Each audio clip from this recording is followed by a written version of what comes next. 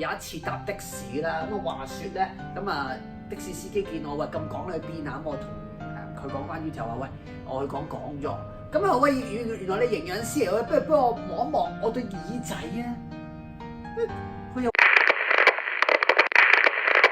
話硬硬地發生啲咩事咧？我話咦，我就知啦，有一點呢啲問題。咁啊原來咧講緊痛風尿酸咧，唔係喺佢啲關節度，喺個耳仔度。嗱，唔知朋友有冇聽過關於咧就係痛風發作咧，多數都係一啲叫末梢嘅關節，即係叫咩啊？末端嘅循環上面系統上面發生嘅。咁啊其中多數都係啲腳啊、腳趾啊啲位。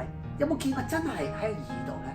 原來話説，原來痛風咧尿酸好得意嘅，係講關於一啲叫低嘅溫度嘅狀態啦。譬如循環度差嘅時候咧，容易沉積。個比喻就好似杯咖啡咁，如果杯咖啡熱嘅話，你放粒糖落去，咪好快溶咯，係咪？咁但係同步地，如果杯咖啡唔係好熱嘅話，你放粒糖落去咧，有機會就唔溶噶啦。同步地，你諗下，的士司機哥哥。佢喺邊度多啊？喺的士入邊啊嘛，的士長期點啊？有個冷氣嗰位不停吹靜嘅耳仔度，咁啊搞到嗰啲位置就長期咧就有一個叫低溫嘅狀態。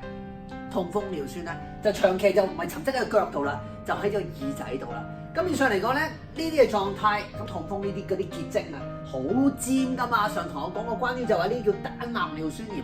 變相嚟講啦，今日亦都要教大家一個最快捷、最幫到手嘅方案。如果你有痛風嘅話咧，真係咧試一試食一種糖水，嗰種糖水叫咩啊？就係呢種叫桑寄生蓮子茶。關於就可以將嗰啲叫尿酸鹽盡量式咁樣排走。想知更多，記得留意我 Facebook 啦。多謝各位，拜拜。